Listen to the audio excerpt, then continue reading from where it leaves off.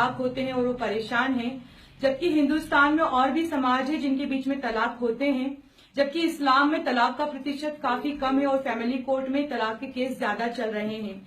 मुस्लिम औरतें अपने धर्म और शरीयत और कुरान से बिल्कुल खुश हैं कि उनकी हर समस्या का समाधान उनके हदीस से मिल जाता है, लेकिन यहाँ पर एक साजिश है यूनिफॉर्म सिविल कोड को लागू करने की।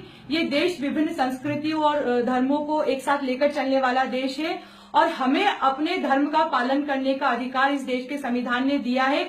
तो मैं नरेंद्र मोदी जी से कहना चाहती हूँ कि पहले जसोदा बहन को अधिकार दें। हमारे सांसद चिंतामण मालवीय जी ने मुस्लिम औरतों को अधिकार की बात कही, वो बीजेपी के प्रवक्ता हैं, उनके खुद के ऊपर महिला प्रताड़ना के केस लगे हुए हैं।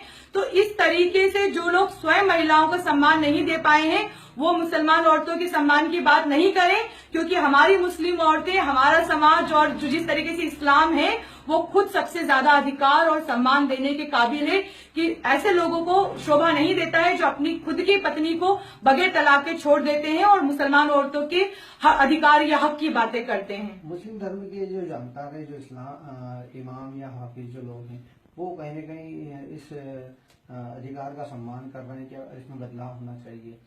नहीं, मेरे जानकारी में तो बिल्कुल ऐसा नहीं है कि वो खुद ऐसा कहे कि इसमें बदलाव होना चाहिए, क्योंकि शरीयत में न कभी बदलाव हुआ है और ना ही बदलाव हो सकता है। शरीयत बिल्कुल बेहतर है। शरीयत का पालन करने वाले लोग गलत हो सकते हैं, लेकिन शरीयत किसी भी हिसाब से गलत नहीं है।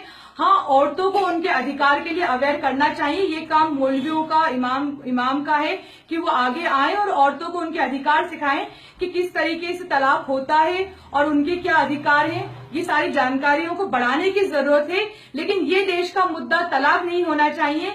देश का मुद्दा चाय, गाय और अब तलाक पर आकर अटक गया है। अगर हमें औरतों के अधिकार की बात करना चाहिए तो हर धर्म की औरत के अधिकार की बात करना चाहिए।